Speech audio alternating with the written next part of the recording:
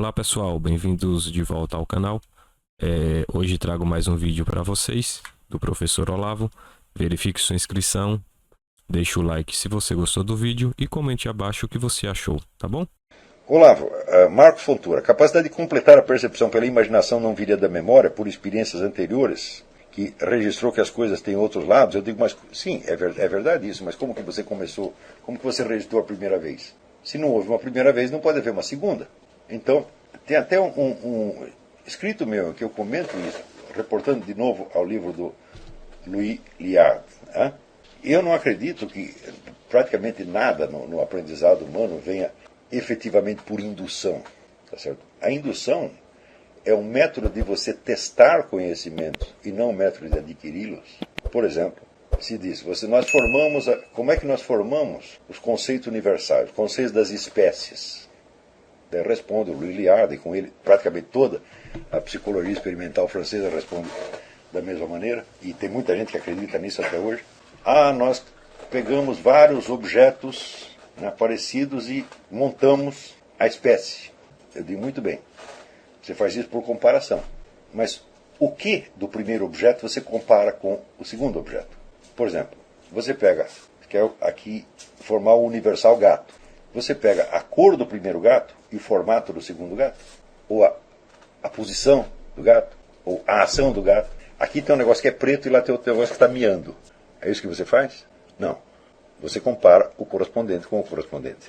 A cor com a cor, o miado com o miado, a posição com a posição e assim por diante. Você não poderia fazer isso se você já não tivesse apreendido o primeiro gato como forma. E esta forma é a essência do gato. Então, quando você vê um objeto, a primeira coisa que você percebe dele é a essência dele. Depois, quando você vê um segundo objeto parecido, aí você pode testar se este objeto pertence à mesma espécie do primeiro ou não. Mas você precisa pegar o conceito da espécie já no primeiro, senão você jamais conseguiria compô-la. Portanto, nada foi obtido por indução. Por indução, você pode corrigir possíveis erros, mas você não pode aprender por indução. Nós aprendemos por apreensão imediata das essências. Senão não conseguiríamos aprender jamais, nada nunca. Mesmo porque, vamos dizer, se você pegasse uma qualidade isolada de um e comparasse com outra qualidade isolada do outro, vamos dizer, o número de objetos nos quais essas mesmas qualidades apareceriam seria praticamente ilimitado. Por exemplo, o primeiro gato era preto. Imagina o número de coisas pretas que tem para você comparar aqui, café. Então vai ver que o gato é uma espécie de café.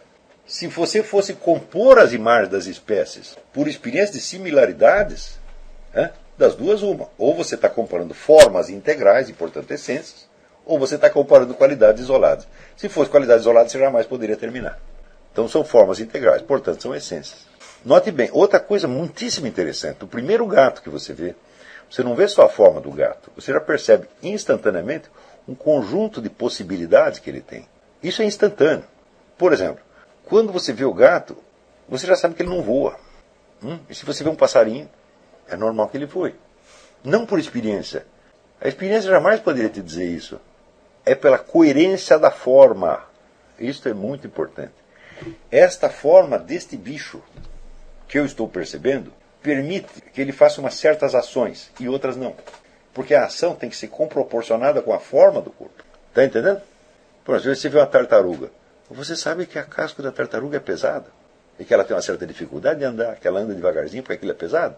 Você sabe instantaneamente. Se você não percebeu isso, você não percebeu a tartaruga. E se você pega um passarinho, bom, você sabe instantaneamente que ele não pesa 2 toneladas. Você percebeu a forma dele. E a forma dele é coerente com as ações que ele está fazendo. É a forma, forma não é só figura. Aristóteles dizia isso, por exemplo. A noção de forma, eidos. Ele diz, uma mão cortada tem figura de mão, mas não tem forma de mão. Porque forma é a fórmula da mão. E a mão foi feita para mexer, para agarrar, para... Então, se ela não pode mais fazer isso, ela não é mais uma mão, ela foi uma mão. Então, a forma é um conjunto de potências. E é isso que nós percebemos. Nós não percebemos coisas estáticas, às quais depois é acrescentado um dinamismo por experiência. Não, nós percebemos uma coisa viva, presente agora. E aquilo que não se move? Tem forma de coisa que não se move. Eu estou vendo uma pia aqui, eu sei que a pia não se move, pô. O formato dela não é para se mover. Essa percepção é instantânea. E se não fosse instantâneo, nós jamais... Você veja o trabalho imenso que nós teríamos para compor a primeira essência. Quer dizer, chega a ser espantoso. um sujeito acreditar que o processo de apreensão dos universais é por indução. Eu digo, não, o processo lógico de formação dos universais é por indução, mas não o seu processo psicológico real de conhecimento. Quer dizer, o processo lógico é um processo normativo, quer dizer, o fundamento lógico de certos universais é a indução. Mas não quer dizer que o processo pelo qual você o conheceu é o fundamento. Isso é a mesma coisa que você confundir, por exemplo, a origem do dinheiro com o fundamento da sua validade. Você está entendendo? Ora, o meu dinheiro tem valor porque tem um governo que reconhece e diz que tem lá uma base, alguma coisa que justifica, se é um conjunto de bens, então o governo reconhece, por isso o dinheiro vale. Basta eu saber isso para eu ter dinheiro no meu bolso? Eu digo, não, a origem do meu dinheiro é o meu trabalho, completamente diferente. Agora, ninguém faz esta confusão na vida diária, né?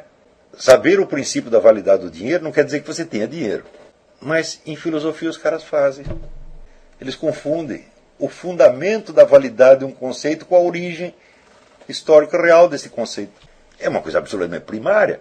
Quer dizer, Aristóteles riria de uma coisa dessa. Mas, no entanto, a partir do século XVIII e XIX se tornou comum. Por quê? Porque o amadorismo se espalhou por toda parte.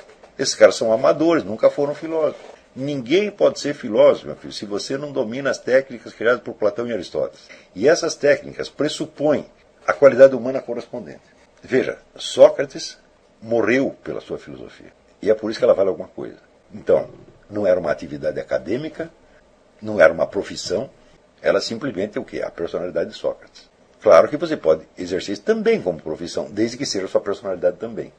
Agora, se o sujeito não é filósofo efetivamente, mas ele está exercendo a função de filósofo profissionalmente, ele é um usurpador, ele é um vigarista, ele é um ladrão. Está entendendo?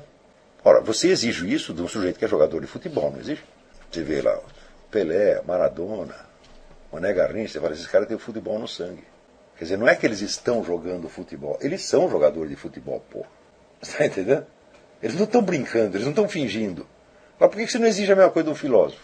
Eu tenho muito orgulho quando meu professor está nas aulas dos anos e diz, esse menino está na filosofia como o peixe está na água. Eu falo, claro, eu não estou aqui para brincar. Se eu não tivesse vocação para isso, eu ia estudar outra coisa. Né? E dizia o José Ortega y Gasset, serão filósofos todo o que não podem ser outra coisa. Então, se você não pode ser outra coisa, não tem jeito, quer dizer, você está na filosofia porque você não consegue sair dali, então, bom. Então é isso que você quer dizer, a sua vida é a busca do fundamento do conhecimento. Você precisa disso. Então daí você é filósofo. Agora se você não precisa, então vai fazer outra coisa. Então Marcos Fontoura, de fato, veio da memória, mas isso não explica o que eu estou falando. Não é por efeito acumulado de memória.